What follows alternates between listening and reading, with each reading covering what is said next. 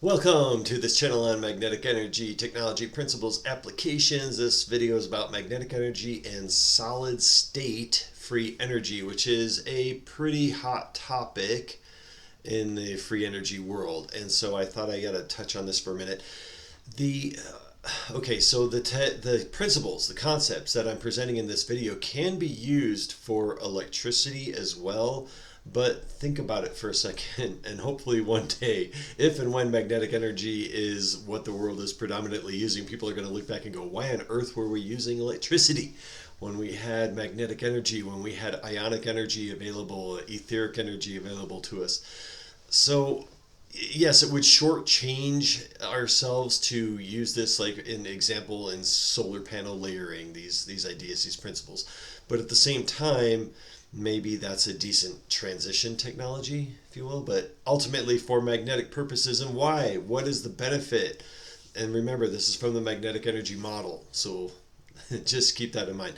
So things like, first of all, with this type of technology, the way I'm going to describe this in these principles, this could provide humans with unlimited energy, levitation technology, force field technology, teleportation technology, space travel technology, the whole reformulation, formulation, and deformulation of matter and energy.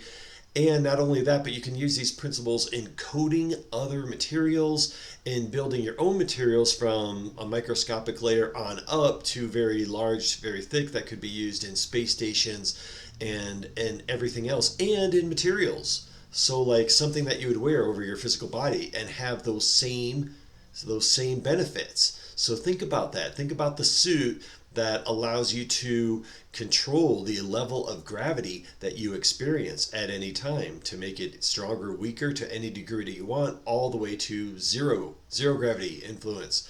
So this is the type of technology that I'm talking about, okay, along with force fields. And I really got to do a video on sports, because if sports are still around, which they probably will change it to some degree as consciousness, as evolution and consciousness grows, but maybe there'll be some period of transition there where we'll have a lot of our sports and we can use some of this technology, because it would be pretty cool. So I should do a video on that.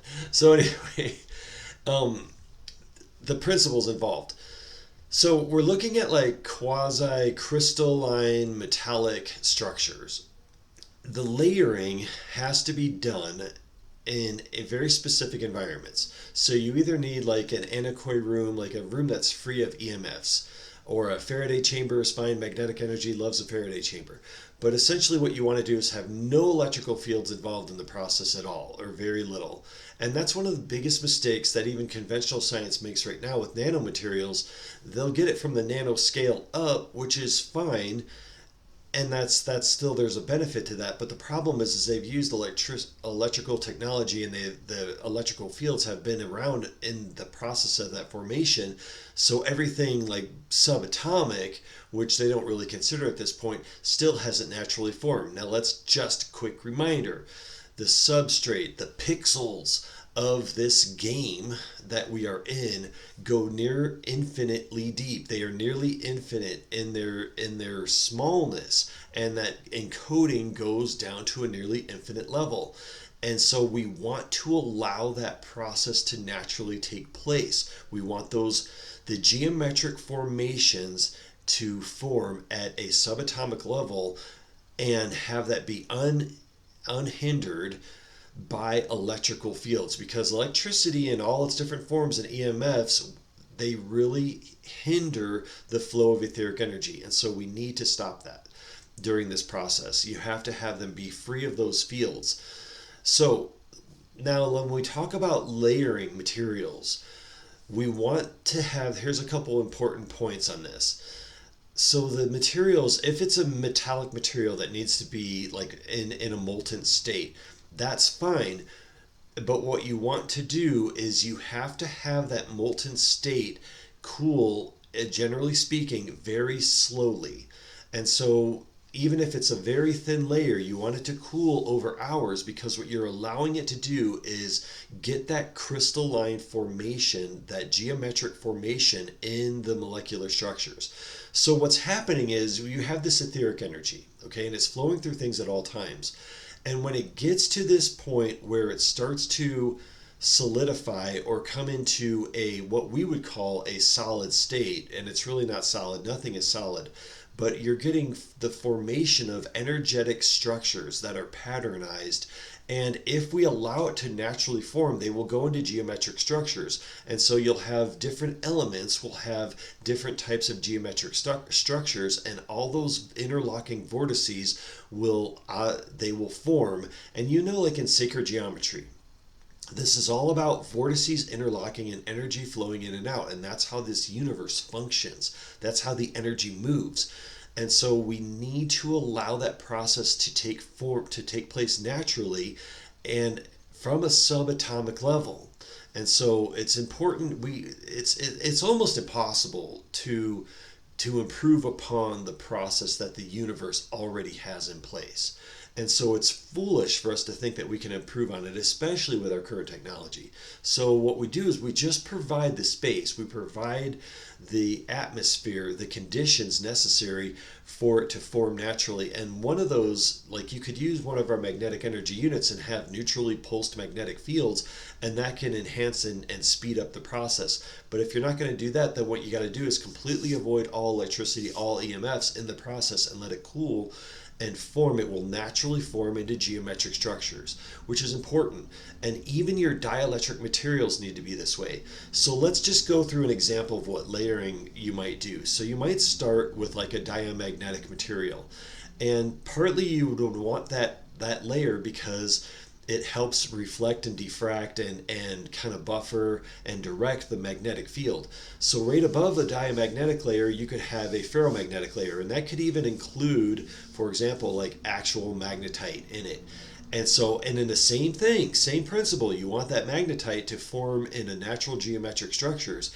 Now, what's so powerful about this is those geometric structures have built-in pulse rates. They have built-in flow of etheric energy.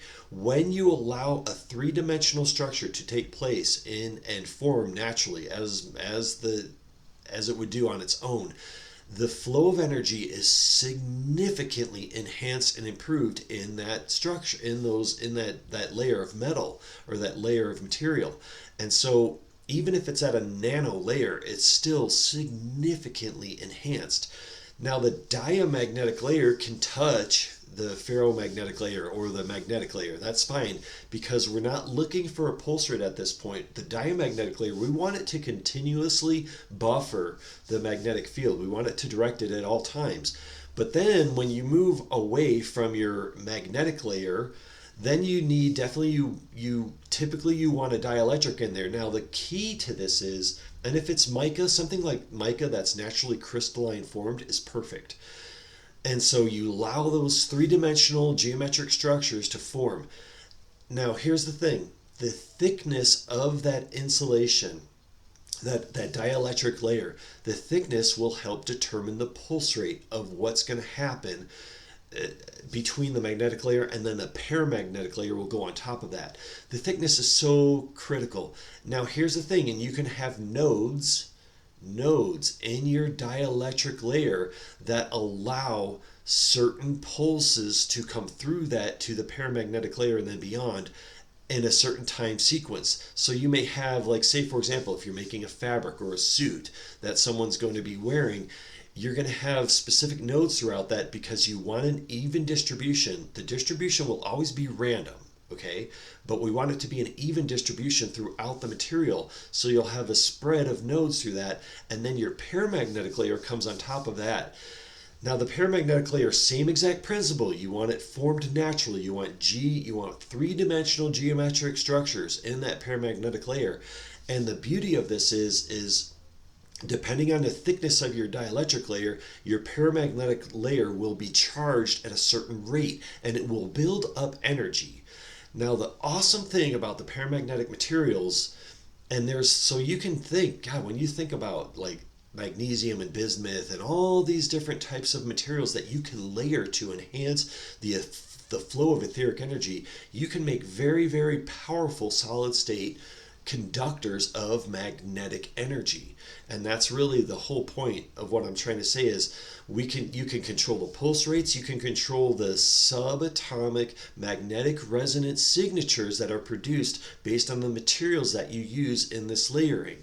And so as your paramagnetic material will become charged, and then the layers above that, you'll have another dielectric layer above the paramagnetic layer, and then you'll have typically like some sort of ferromagnetic material. So the ferromagnetic material is ready to attract whatever buildup the paramagnetic layer has done. But the degree and the speed of attraction and the pulse rate will be determined by how thick and the nodes that are in your dielectric layer. And so that's really important, because then that controls the speed of that pulse rate, that we then have a manifestation of a field.